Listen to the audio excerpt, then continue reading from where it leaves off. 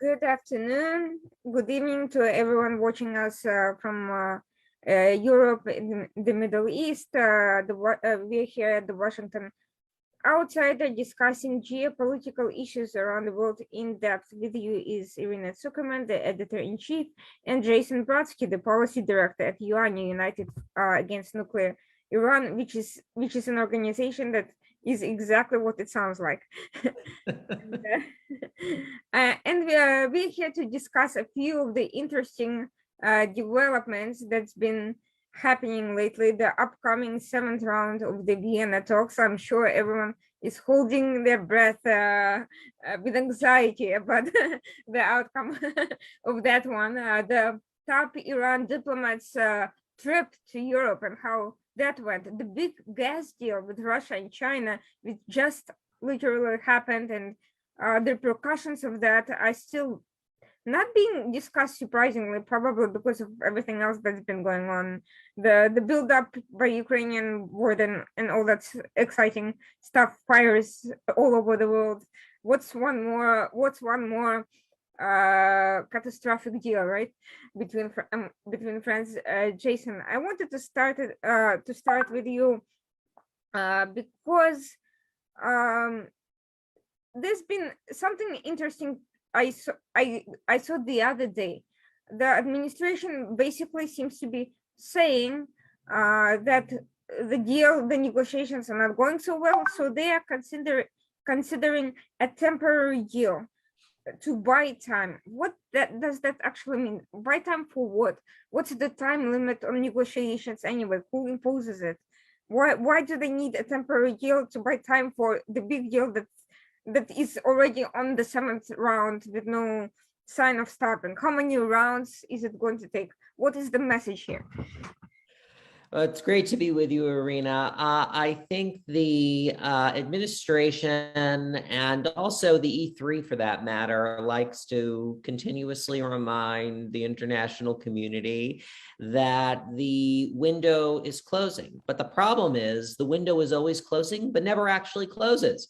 So we're in this cycle where Iran escalates its nuclear program, stonewalls on the safeguards inquiries before the IAEA, and it suffers no consequence for any of its intransigence.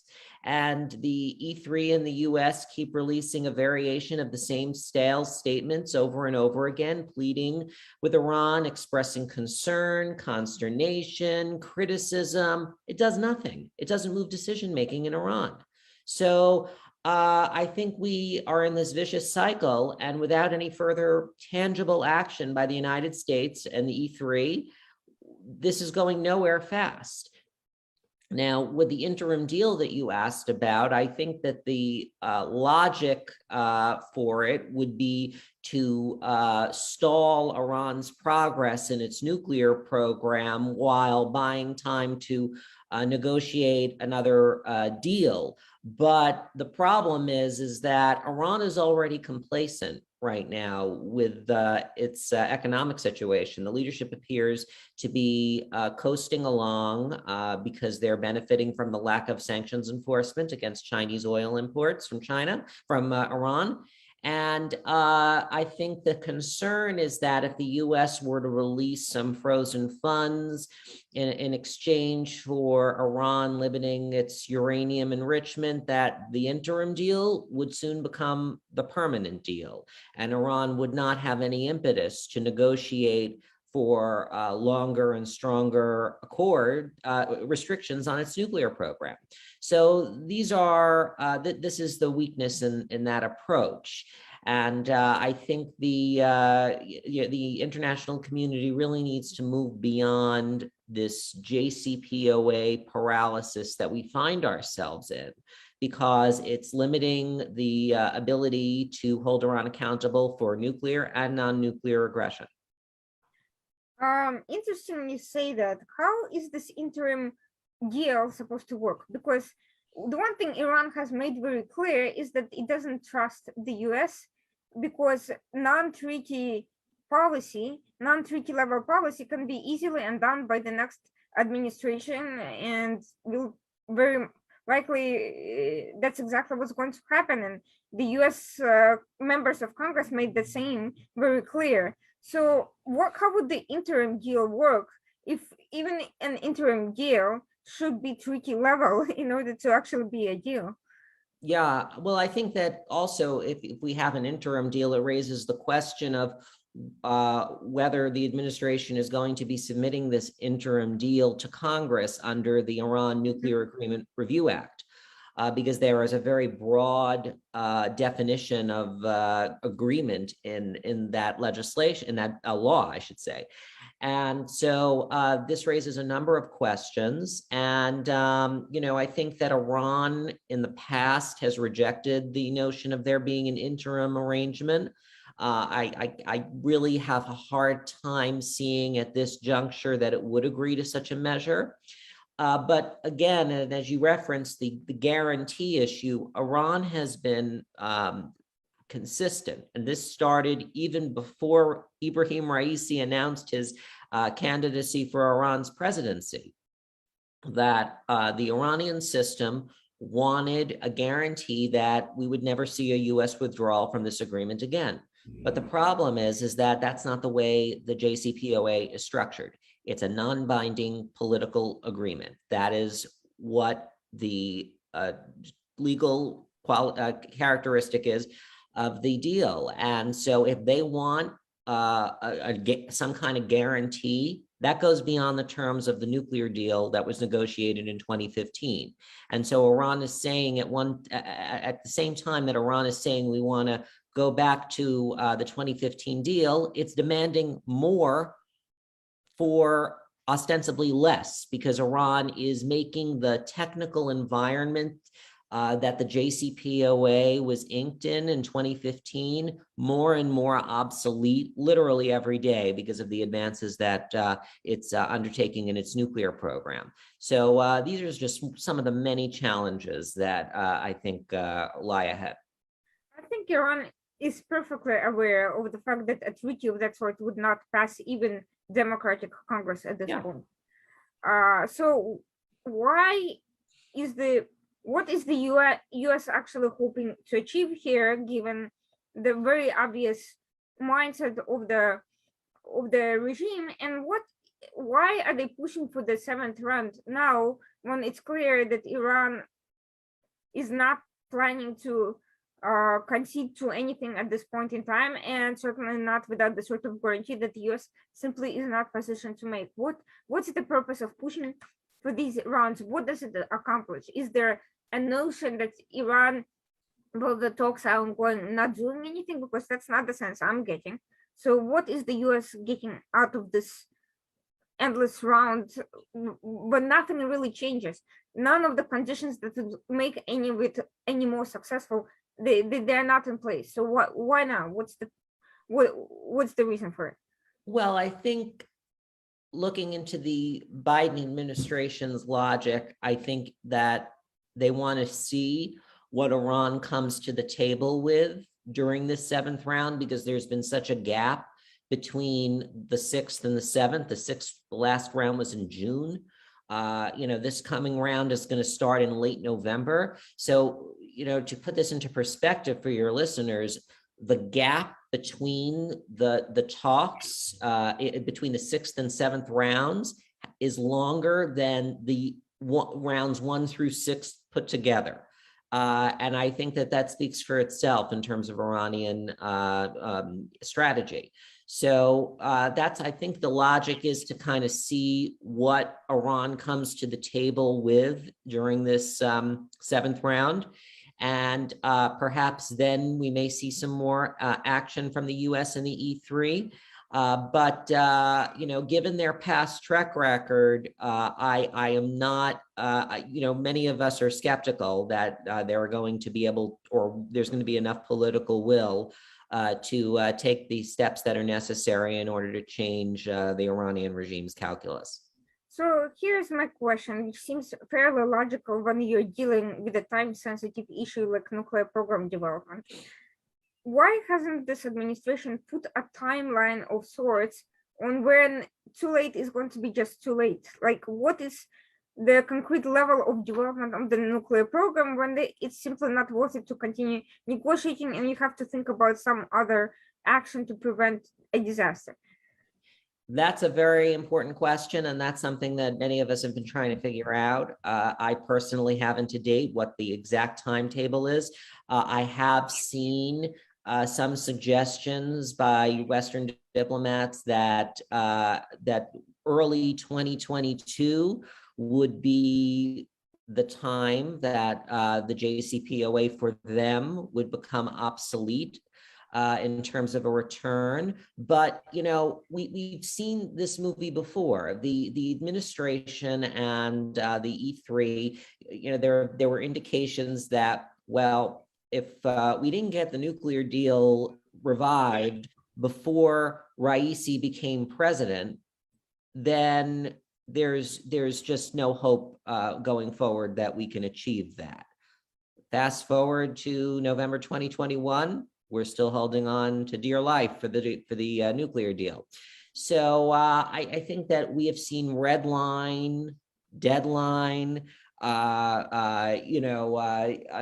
violation after violation, come and go, 60% enrichment, limiting monitoring, uranium metal production. These were all considered red lines at one point or another, but there has been no consequence.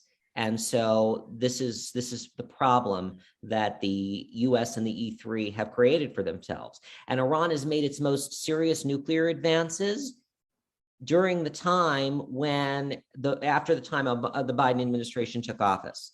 So this is the situation we find ourselves in, and I don't know what more evidence is required for the US and the E3 to find out that their approach is just not working.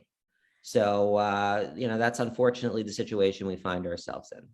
So I hesitate to ask this question in order not to feed the conspiracy theories out there, but do you think on some level, the administration is kind of hoping that Israel or some other party will solve that problem for them and buy them more time that way?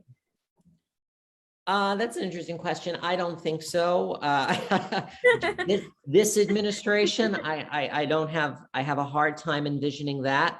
But I will say one thing, this is becoming increasingly concerning to the Israelis because they are seeing weeks and months pass. We're still stuck in the same situation. If you listen to Israeli officials, they will argue that Iran has no intention of returning to the 2015 nuclear deal. Israel's foreign minister stated as such to the US Special Envoy for Iran this week when he was visiting the region. So I think that the Israelis are watching this very nervously because they, on the one hand, see the US doing nothing and the E3 doing nothing other than issuing statement after statement. And at the same time, they're fearful about what happens if the nuclear deal is revived. What is the path forward for a longer and stronger deal that Joe Biden promised during the campaign and in the early days of his presidency once the US was back into the 2015 nuclear deal? The administration has never outlined how Iran would have any incentive to negotiate longer and stronger once the original deal was put into place.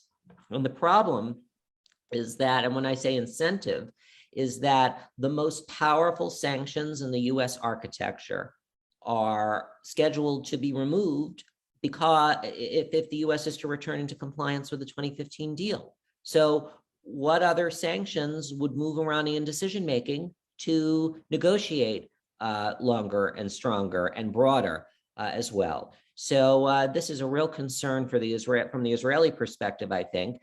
And it's also not a sustainable political solution in Washington. Joe Biden is going to be, if he goes back into the nuclear deal and revives it, he's going to be facing sunsets that are coming soon to a theater near you, really. When you have the sunset, the ballistic missile program under UN Resolution 2231, the limitations on Iran's ballistic missile program, that expires in October 2023. Does Joe Biden really want to be making pledges that he's not going to leave the nuclear deal in his presidency and see a sunset like that expire without any plan ahead? What's the strategy? I don't know. And that's been a lot of the problem here. We just have the same vague messaging from Washington, and it's really time for a renewed approach. I'm not entirely sure that if you have the same cast of people with the same agenda, a renewed approach is even possible, but I'd like to look at something before moving on to the two major visits, the Iranian diplomat's visit to Europe and Mali's visit to Israel. I'd like to take a look at the fact that the very reason why there is a need to negotiate a nuclear deal is because Iran is considered to be a dangerous regime that cannot be trusted with nuclear weapons, and that if in the event it procures nuclear weapons, will use them to hold the entire international community subject to its whims and ensure a nuclear race with other regimes around the world. And I'm hearing that Turkey is already looking into this issue, among others, and other states in the GCC, for instance, have at least explored this possibility. So that's not anything desirable in general for a whole host of reasons. But everyone acknowledges that Iran is dangerous. Well, it's only going to become more dangerous, not less.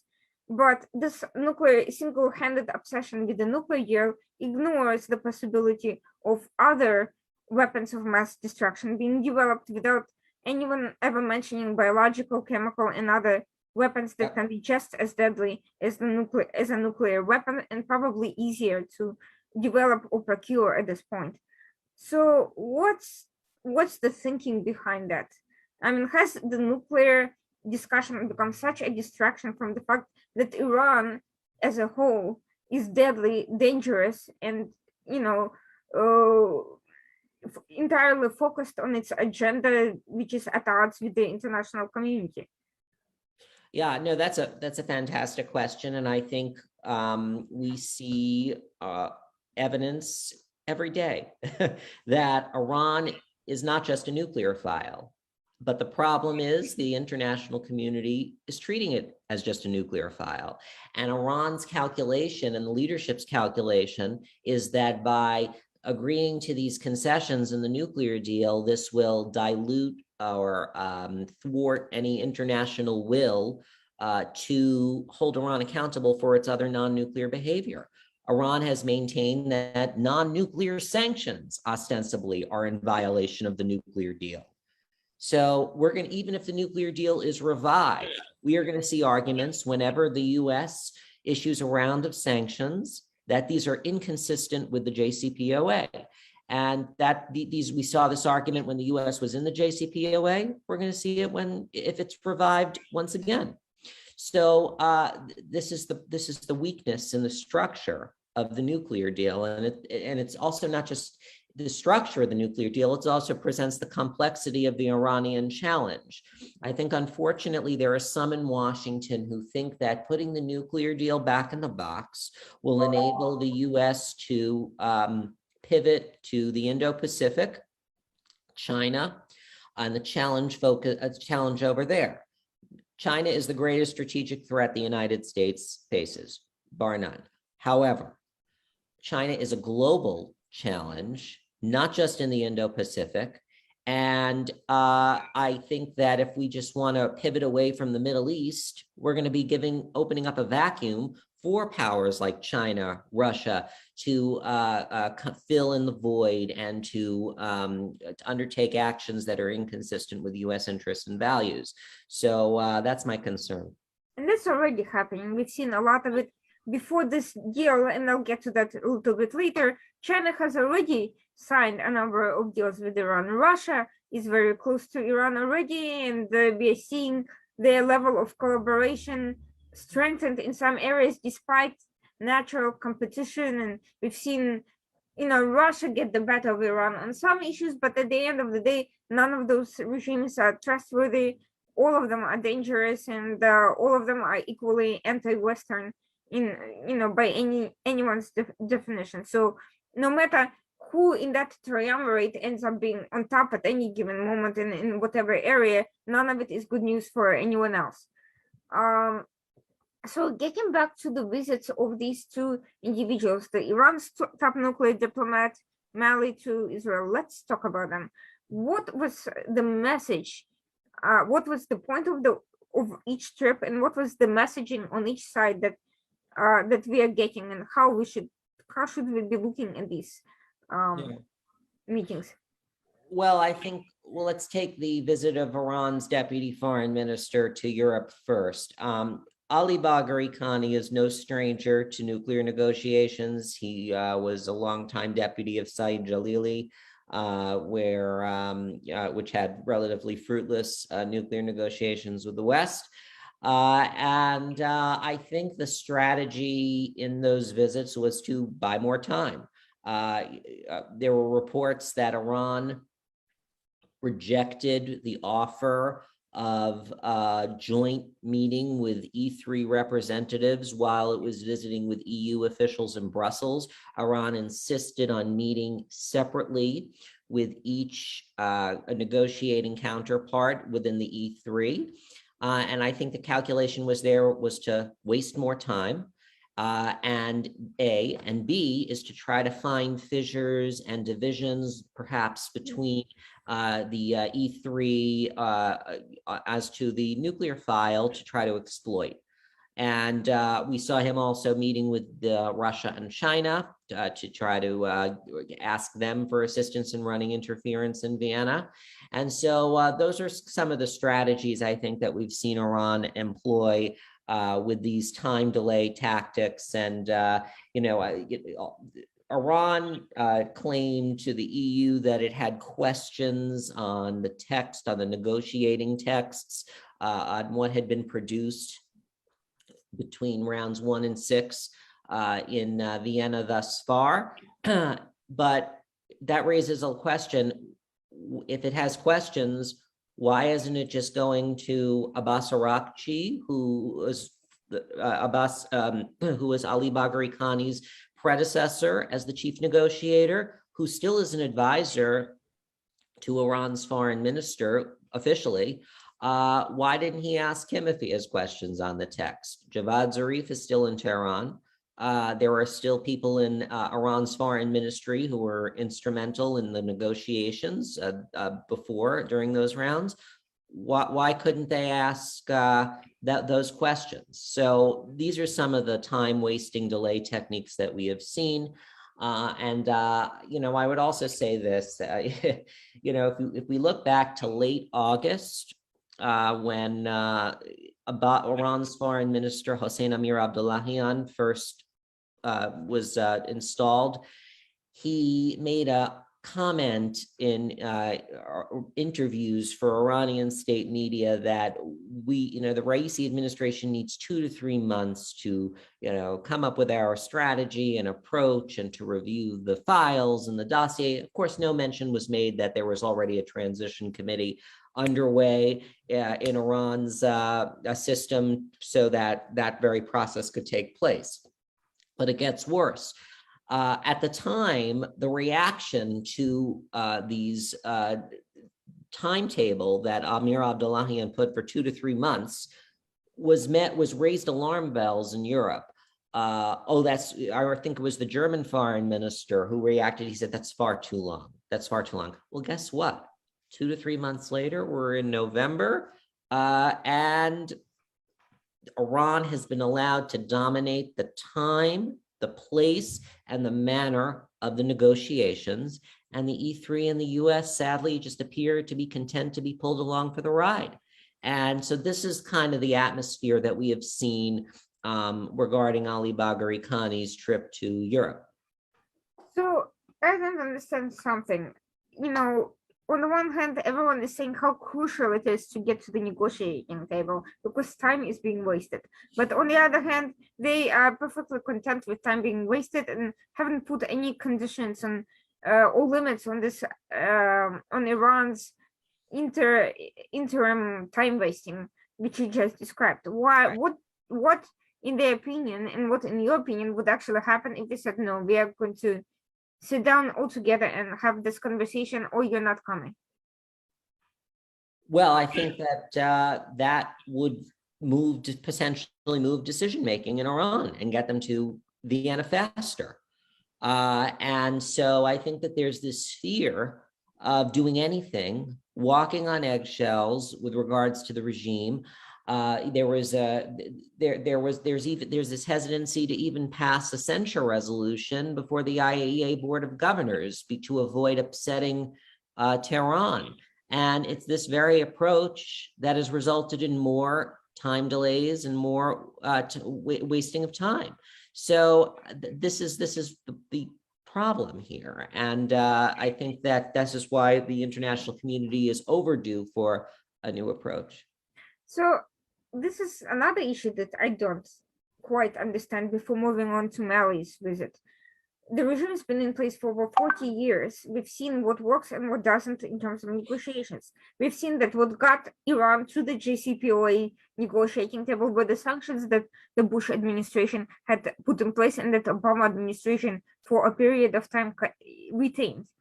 At the same time, we've seen that whenever sanctions are lifted, the regime always starts playing games, and we see the usual. So what's the fear here? I mean, we have the historic record of what works and what doesn't. Right now, there's enough information about the inner workings of this regime for people to understand at least the basics of the thinking in those regards. So there are enough experts, both from Iran and from outside, who can provide the insight into the political thinking, political discourse there. What's the hesitation? Where is the fear coming from? What are these people actually losing? Or is it really about such concern about the regime, or are they is there simply an issue of corruption and there's simply people financially gaining from these delays? I'm going to be quite blunt about this because I don't have any evidence about financial, those kinds of allegations, but I think it's this. There are two things. First is that there is this belief over decades, really, that if only we empower the moderates versus the hardliners, then no, it is. And then, but now we have the hardliners, the so-called hardliners. They're right there. Right. If only we empower the moderates, we'll be able to affect the Iranian regime's decision-making and choices. And that has been proven wrong time and again. First of all, Irina, as you note, the reformists, or this quote reformists and the so-called quote moderates, are not in the Iranian power structure anymore. They have no power. They are out there on the outside. And by the way, that's not because of the United States. And our policy choices. That's because of Iran's supreme leader and for purposes of succession. This is the reason why reformists and moderates, or the illusion of reformists and moderates in the system have no power. These are choices made by Iran's leadership. The U.S. lacks an ability to be able to play and work Iranian politics in that manner. And now we have a situation where there is a conservative consolidation of all the branches in Tehran. And so I think that the focus, there's this focus on Iran and an obsession really with who is president, who is foreign minister, who's deputy foreign minister, and that's not what matters. The core nuclear strategy of Iran has remained unchanged from Rouhani to Raisi, from Rouhani's last days to Raisi's early days. It is Iran's supreme leader who makes the decisions. Yes, these matters of state are debated in the Supreme National Security Council, and different power centers do have the ability to provide input. But at the end of the day, it is Khamenei who is driving the agenda on these matters.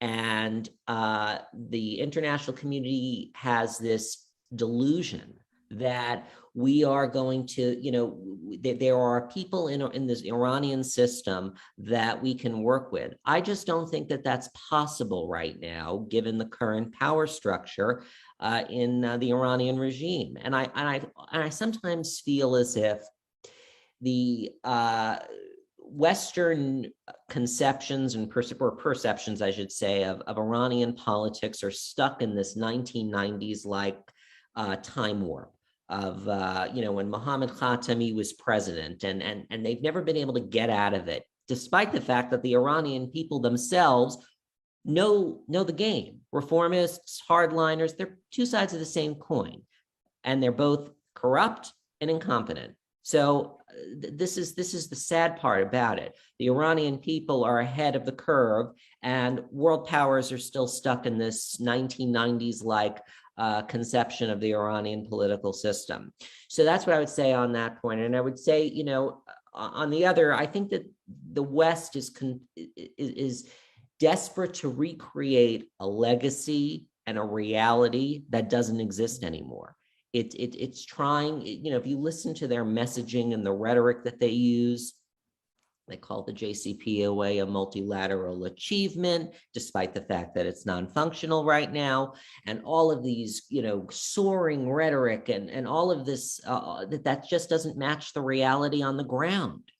And so that's unfortunately, there's this disconnect that we see. And I think that this is a lot about multilateralism and this a lot of the UN speak, and that's detached from the regional realities that that Iran poses at the moment. I mean, honestly, I have nothing against multilateralism if it works and if it serves some concrete purpose, but it doesn't sound like anything is being accomplished here. And despite all these failures, these individuals who are tasked with keeping their own countries secure seem to not be able to shift out of this beltway mindset. I call it beltway mindset because although it's the same in Europe or anywhere else where you have the same types of people ruminating in a group think type of environment without listening to outside perspectives. I think that there is an extensive amount of groupthink in the current administration in Washington and in Europe as well. Same people pursuing the same strategy and promising different results. We've seen this movie. We've seen this movie before. That's the definition of insanity. Right. And so I would also suggest this. I think that the Biden administration did attempt at the beginning to recruit different voices for the Iran team. There is evidence to suggest that. But the problem is that putting different voices in the room pursuing is the strategy. The same strategy was what is a turnoff to maybe some different voices. So if there's a shift in the policy, maybe you'll be able to get some different voices. But this is the problem. And, there's just tremendous criticism really over its approach. And there's a reason why. Same people are there pursuing the same strategy, but promising different results. It's interesting also because there is this naive belief that whatever voices are in the diaspora, whether they are quote unquote pro-reformist, Naya Clubby, or even various aspects of different opposition movements, they're somehow representative of the 80 million people who actually live in Iran. That's kind of delusional thinking in itself, no matter who is in power. Yeah, well, look, Irina, I would also say this. I think that, I'm not opposed to individuals. I think that we unfortunately in the Iran debate, it becomes very personal.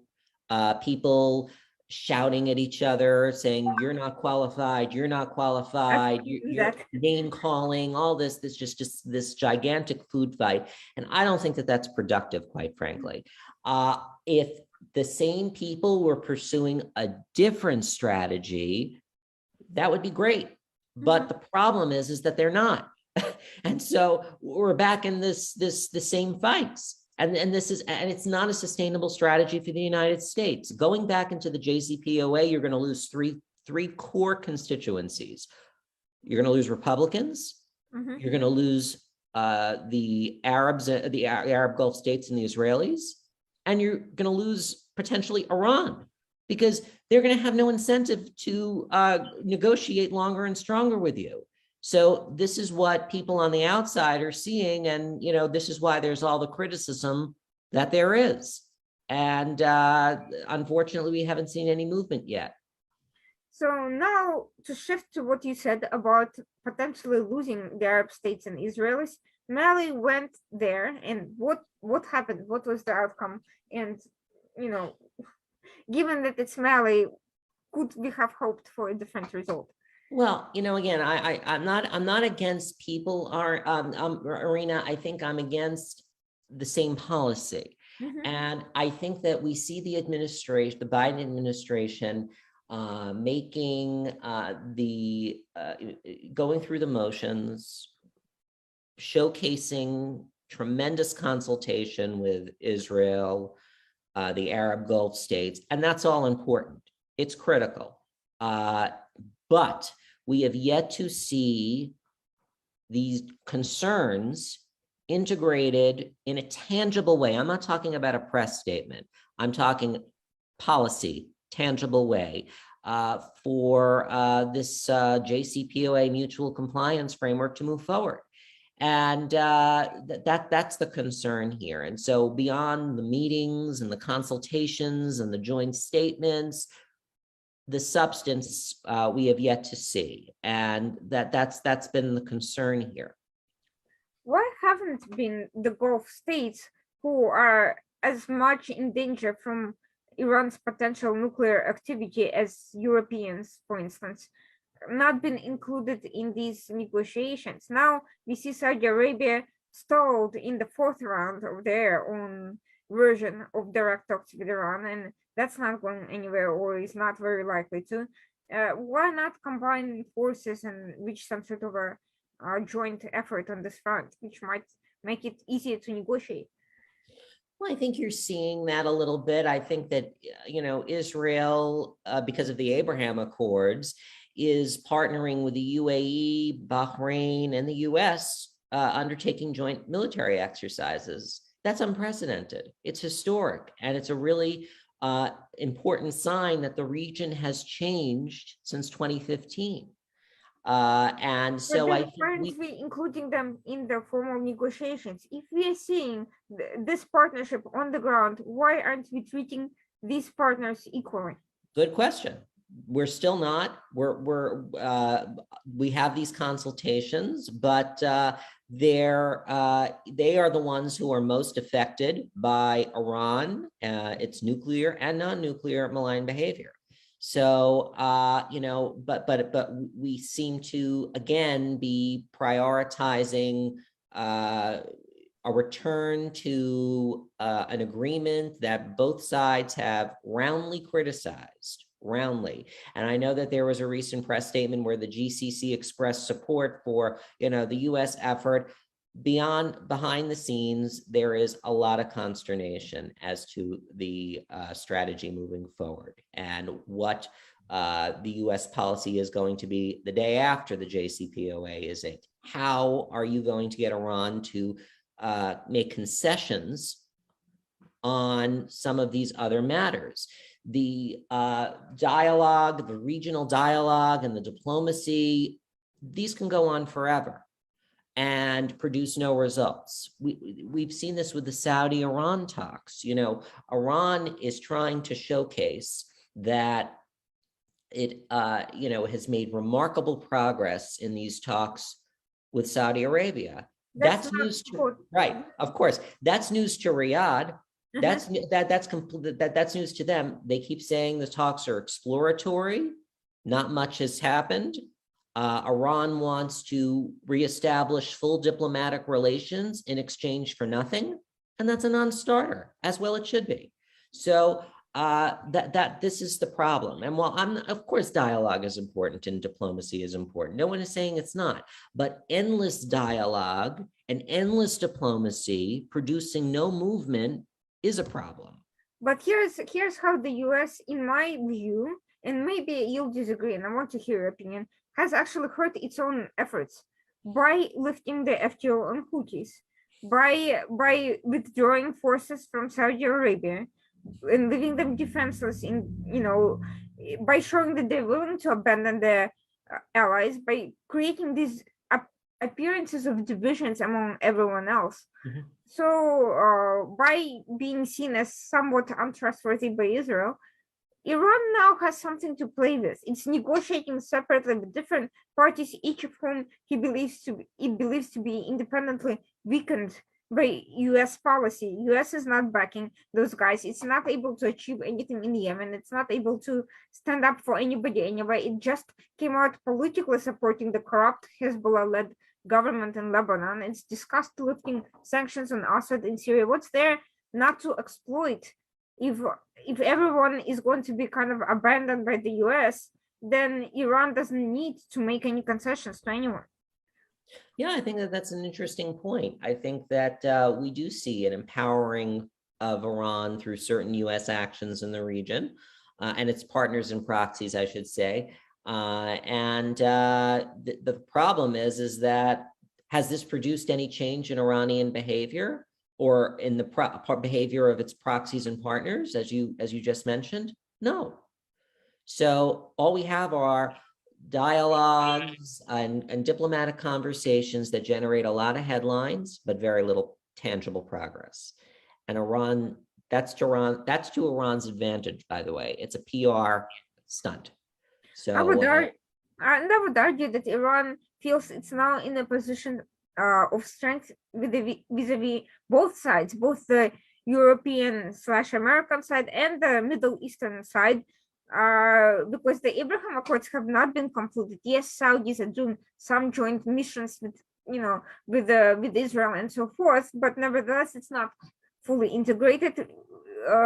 It's weakened by the loss of U.S. support. U.S. is constantly messaging limitations on operations in Yemen, and it's showing no confidence in Saudi on defense, self-defense actions. And this vote of no confidence gives signals to Iran that it can attack, and it doesn't have to take this negotiation seriously, and it doesn't have to make concessions to Saudis or to any other parties it chooses to negotiate with directly.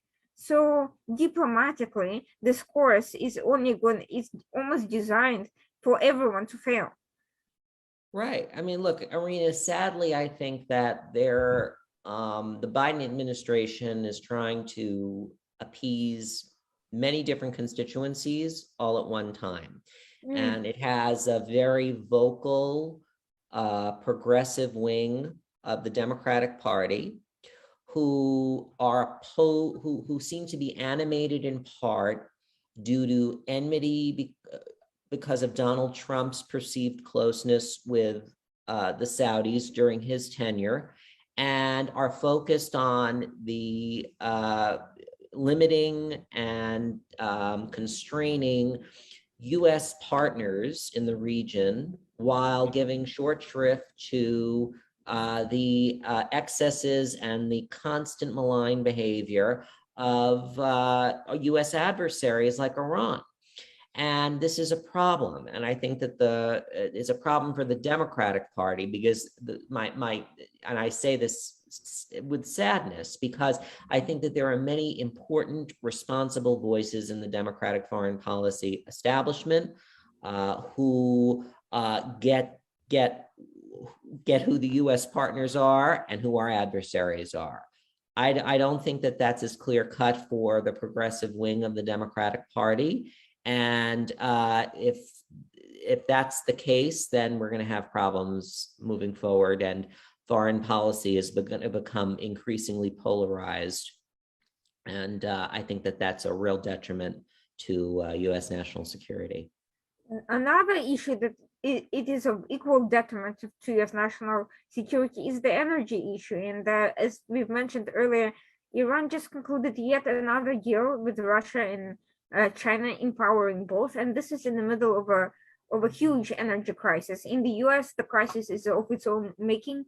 In Europe, it's driven in part by Russia's decisions, in part empowered by U.S. by the U.S. decision-making process as well, by Algeria shifting gears, withdrawing, limiting gas production, and that of course empowers Iran, and Iran took advantage of that to sell, to empower Russia and China. What do you see as the outcome of this development, which I noticed has not received much attention in the press other than Ioannis op-ed? Yes, Ioanni, thank you for mentioning that. Ioanni, and I have to give a shout out to Claire Youngman, who's been doing incredible work for Ioanni and tracking the vessels and the ship and the maritime traffic regarding this story. And we are going to be continuously monitoring that aspect of the Iranian challenge. Look, I think that Iran and China signed this recent 25-year accord. The Iranians tend to make more of it than China does. Iran wants to hype it as this partnership, and but I think China is a little more circumspect in its recognition of the agreement. I think that it will continue to balance equities in the region. It doesn't, want to have a full-scale partnership with Iran because it has significant relationships with the Gulf Arab states, and it's not going to want to sever or impede those kinds of partnerships. So I think that there's going to be some balancing and careful balancing in China's approach. Russia, yes, there have been meetings and delegations recently to Moscow. Russia has had long-time partnerships with Iran, and there have been renewal efforts for a partnership document of late. I would say that, again, Russia has relationships with the Gulf states as well. So, these are going to be considerations. But specifically, the repercussions of the recent gas deal that literally happened became known a couple of days ago. What do you think is going to be the consequence of that in terms of the energy crisis right now? Well, it's hard to say. I think that, I think that the U.S. There was news recently that Biden is going to be asking more assistance from U.S. allies and partners in regards to this energy challenge that we're having. By the way, from what I've seen, which is including China, from what I've seen. So on the one hand, China is getting more gas kind of rights from Iran. On the other hand, U.S. is basically asking China and a few other Asian countries to release that. So on the one hand, Biden isn't happy by the OPEC acting as a cartel, which is exactly what it's going to do when U.S. is not producing its own oil and gas. But on the other hand, it's trying to create a different cartel consisting of enemies. Japan, India, South Korea, and China are not on the same page. So how is that going to turn out? I mean, it's very challenging. It's a very hard balancing act. It's really funny because on the one hand, the administration's rhetoric has been, we have to refocus our efforts on containing China and preventing the threat of China. It is something that, by the way, not too different from Trump's own rhetoric as well. Both administrations claimed that they can't be bothered with the Middle East because China. But now we're seeing that, in effect, that what this administration is doing is actually empowering China, giving China more economic sway by going to them and asking them for favors. And Well, we've seen this also with, again, I think that the administration doesn't view this, solely as competition with China. They stress that there are areas that we can collaborate with China on, and so that's part of that But approach, genocide probably. prevention, oh wait, no, Right. that probably isn't one of them. But that's part of that approach. But I would say this: I think that we've also, you see the Biden administration also saying that it has diplomatically asked China to cut its oil imports from Iran, but we've yet to see any tangible movement on that front. So that should tell us something as well. At the same time, Iran, China, and Russia are part of the Shanghai Conference gathering that's essentially an anti-Western bloc. And they had a meeting earlier this year that was essentially not commented upon in the mainstream media as if it did not happen, although to me that was a very strong signal, even if the outcome of the actual conference was not great. But I wanted to ask you about what were the actual outcome of that block, and where do you see it going? Well, Iran's accession process to the Shanghai Cooperation Organization has begun to become full member. I think that we are seeing Iran try to deepen its partnerships with Russia and China and the like, in order to reduce any exposure that it has in its economy to the West. I think that but again, this is more important to Iran than it is to Russia and China. And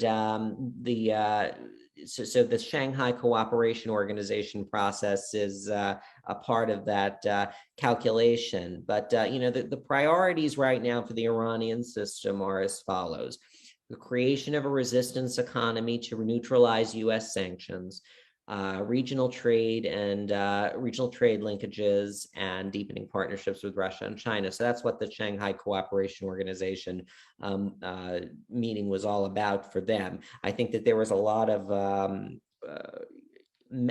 made that this was a diplomatic achievement for Ibrahim Raisi. It is not. This process from the Shanghai Cooperation Organization was in process for a very long time, for years. And this is something that the Iranian system has come up with, and it's a priority for the supreme leader. So Ibrahim Raisi is merely the beneficiary of all of that, all that work. Of course, he just came to power. It's kind of like the US president taking credit for what literally happened, under the other, for 4 years under the other administration. He comes in but getting back to this Shanghai conference, getting back to Iran's goals, the resistance economy, all of that is obviously going to be a process for them.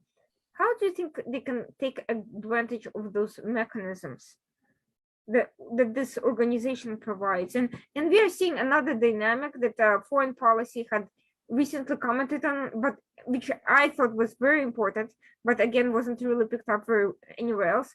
Central Asian countries, some of which are part of this organization, have been shifting back to Russia, which for a long time they were not. And the US has never taken real advantage of the fact that they were quite anti-Russian for a period of time.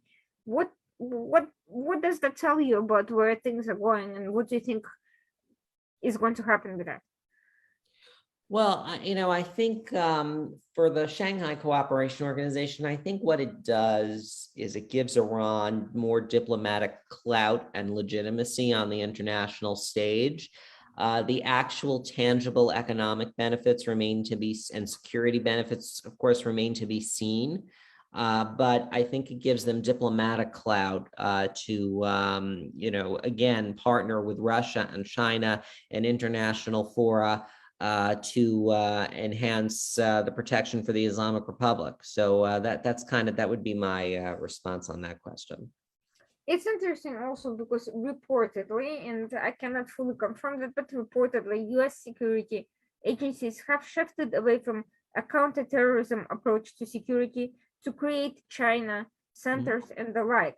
The problem there, of course, is that China cooperates with regimes that generate terrorism, and it's quite okay with that, and it has produced drones for Houthis in Yemen, and we're now seeing Chinese-made weapons make way through through Houthis to Somalia and other parts of the world where uh, the threat of terrorism is quite high and where it's likely to spread elsewhere until it reaches Europe and eventually the US. So China may not be a strong proponent of destabilization because it may counter its own interests, but it also doesn't shy away from making money or supporting the proxies of its partners when that opportunity arises. So China's growing role in this, especially particularly Iran-backed terrorism, has been largely disregarded by the administration and by everyone else, it seems.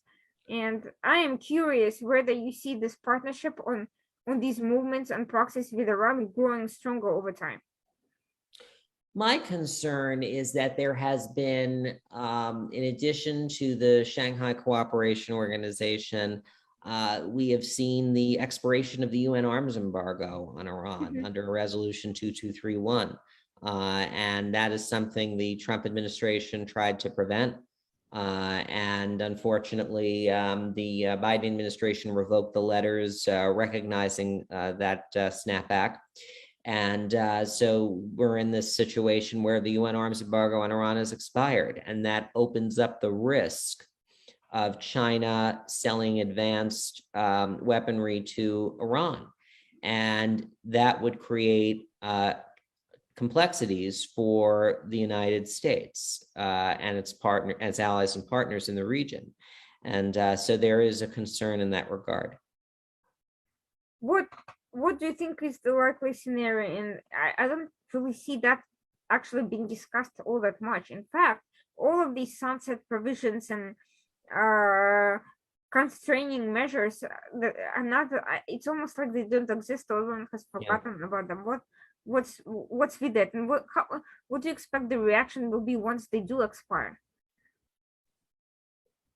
The expiration or the coming expiration, I think this was in May 2020, ahead of the October 2020 expiration of the UN arms embargo, that produced a letter from nearly the entirety of the US House of Representatives saying that they wanted the then Trump administration, to prevent the expiration of the UN arms embargo. Fast forward to November 2021, it has expired. So I don't think that's what I think I was talking about this before. There's not a lot of public attention on these sunsets that are coming, especially the 2023 sunset on the ballistic missile program. And I'm not saying, and I'm not arguing that these provisions in the UN resolution have been necessarily effective and violated and not violated. Iran's been violating them left and right. But the problem is that it weakens the international architecture that is meant to constrain the Iranian regime, and it only legitimizes their purchases and their behavior in the eyes of the world. So this is the problem. And there has been no public attention or a lack of a strategy presented by the international community, particularly the US and the E3, as to what the plan is moving forward on these sunsets. Is there any pending legislation you are aware of that we should be tracking concerning any of these issues? I haven't seen anything personally, but I would not be surprised for there to be measures coming soon regarding the international, regarding the ballistic missile provision of UN Resolution 2231. That's going to be a very big concern for US legislators, because the missile program, Iran's missile program, is of a bipartisan concern in the Congress. And so I have not heard the Biden administration speak about what their strategy is with regard to that sunset. And if it's just going to be complacent and let it expire, it's going to open up the president to political criticism. Does he want to waste political capital on that issue, on letting a missile, on letting a UN resolutions ballistic missile provision expire because of this attachment to a deal that has already started to expire. If I were advising him, I would say, Mr. President, I think you need a new strategy. Well, the good news is we have not yet seen this Biden administration lift the sanctions from IRGC and delist it from the FTO.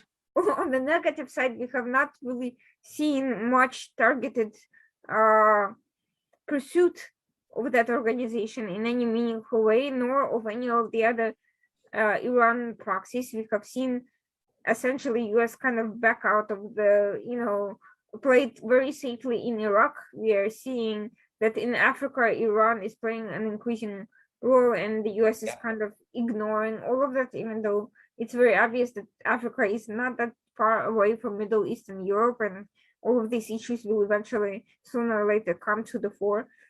And we are seeing increasing role by various Iranian propagandists in the US who have made themselves very, very comfortable, and there seem to be fewer voices opposing them. If that's,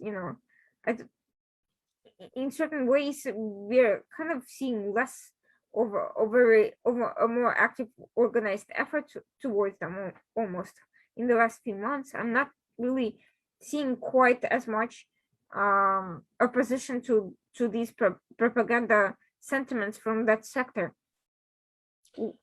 Yeah. Is there a sort of kind of just basically complacency because of the Biden administration and no one is particularly hopeful? What's going on? Why is there such a lack of pushback or more active push on the administration in regards to all these things? Well, I think that there is. I think that there is increasing frustration from a variety of constituencies. I see a more organized effort among former hostages, their families, to make their loved ones' cases more of a priority. I hear increased frustration from Iranian dissidents and members of the Iranian diaspora regarding the US and E3's approach towards Iran that has been only growing through the years. And I think that there is also, if you look at some of the people who might have tolerated the nuclear deal in 2015, weren't enthusiastic about it, I think that you're going to see more opposition to a mere return to a 2015 deal now that all this time has already expired on the JCPOA clock. So that's going to be a problem for the administration. And we're seeing already leading members of the foreign policy and defense establishment, these are former cabinet officials. Robert Gates has warned publicly that Iran is one of the areas that he is most concerned about with regard to the Biden administration. And Bob Gates is someone who served as Obama's defense secretary and also was in the Bush administration as well. So, I think that speaks for itself, and he is someone who should be listened to very closely. It's very obvious that the current trajectory is not positive for prospects of any sort of deal, much less the return to the JCPOA. Iran simply feels it can afford to waste time forever and do what it needs to do. And the administration has shown no signs of shifting. It has been recently asked about the cookies, putting them back on the FTO. It has said that they are considering it with no real, real timeline, deadline, or anything. With respect to everything else, there hasn't been any signs of them getting tough on any aspect of Iran's malign activities. What happens if and when eventually this diplomatic effort collapses? I think that there's inevitably going to be a blame game that will transpire. It was the Trump administration's fault. It was the Biden administration's fault. My view is the original sin was the negotiating of the JCPOA itself and the provisions. And we are in a lot of the mess we're in today because of the lack of a bipartisan political support for that agreement. And those who want to overlook that political reality, I think, are really deluding themselves into thinking that the nuclear deal is a sustainable policy for the United States with regards to Iran. It isn't. And that's the problem here. But other than this political blame, shifting, as always happens when a major foreign policy focus uh, turns out to be a dud, which everyone can see coming from far away. What steps do you think the Biden administration will undertake in the event that this just does not pan out? Or have they thought that far ahead, in your I opinion? think that they are. I think that they are. I mean, all indications are that Plan B is being discussed by with the U.S. and its allies and partners. So I think that they are. I think it would entail a pressure campaign, diplomatic isolation, and other steps as well.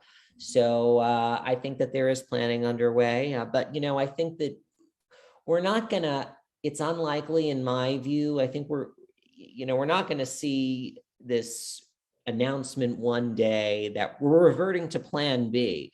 I just don't think that that's going to happen. Right. I think that we're going to see this muddled process moving forward of negotiations, but there's going to come a point in time when returning to the 2015 deal is so indefensible that even its strongest proponents can't, defend doing so. So that's the thing. And every day that passes makes it much more complicated for the administration. And what happens in the event that Iran, by that point, when they finally decide to engage in this diplomatic isolation and so forth, just doesn't really care anymore because it has gotten so far enough in its program that it doesn't need to worry about those things? I think that Iran's supreme leader's mind is on succession right now.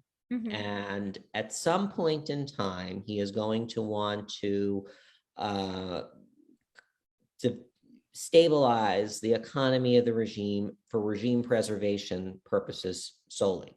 And that is going to entail some degree of sanctions relief. So I think that I could see that happening in terms of the regime decision-making. Succession, as I said, is one of the biggest topics in Iran that doesn't receive enough attention in the United States. Or any, I would say. Right. I mean, it really is. And I think that there are a lot of observers who, and this is a process that I study very closely. There are a lot of observers who think that Ibrahim Raisi is on the fast track to becoming, the next supreme leader. I think he is a leading candidate, but that doesn't mean he's on the fast track.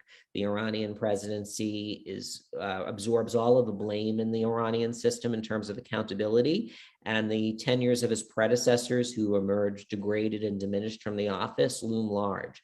So I think that the story hasn't been written yet, and this is a very important topic that is informing Iranian decision-making at this time. And I do want to actually make more of a separate discussion for that at another time. I do want to briefly touch on something else. Do you think this process of choosing the successor has been affected by Soleimani's demise? And to what extent, given that he was supposed to be a key figure in many, many, many things and was holding all these networks together, and now we are seeing that a lot of these strategies kind of collapsed after his death? I don't think it's had a direct effect. I think that the IRGC is going to continue to have Soleimani or no Soleimani is going to continue to have a very important vote in terms of who the next supreme leader is. Obviously, the supreme leader is selected by the Assembly of Experts formally, but having buy-in from the IRGC is going to be important for whomever is elevated to succeed Khamenei. So I think that the IRGC's influence in this process, will remain unchanged pre-Soleimani, post-Soleimani. And do do you personally believe that the next figure, whoever that is, going to be a more aggressive, innovative thinker than the current leadership, or do you believe it's going to be someone similar, or kind of even more incompetent or kind of stagnant? The next supreme leader is going to be cut from the same cloth, I would say, as Ayatollah Khamenei. That is what the supreme leader wants. And that is what he has been preparing the ground for some years. So we can expect a lot more of the same, no matter, Yeah, no matter what's happening. I don't think that the current structure of power in Iran is capable of being reformed. Oh, I don't mean by reform, Yeah. but change or having a different direction.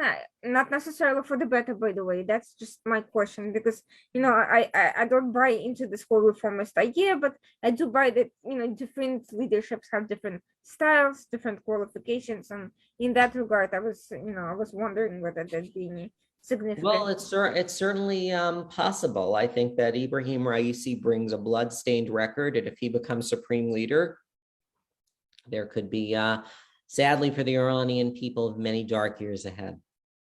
Well, let's hope that does not pan out. Oh, I hope not. Yeah. So far, we ourselves are seeing somewhat challenging times ahead. Let's hope the administration finally wakes up sooner or later before it loses any hope of gaining initiative on affirmative action to Iran, as opposed to playing catch up and reacting to its own advances. Thank you so much for joining us today. As Thank you, always, Irina. it's been very informative, very enlightening, and I'm glad we were able to touch on some issues that otherwise don't get much coverage, perhaps for a reason. And I look forward to catching up another time. And best of luck with your work. Thank you, Irina. Great to be with you. Thank you.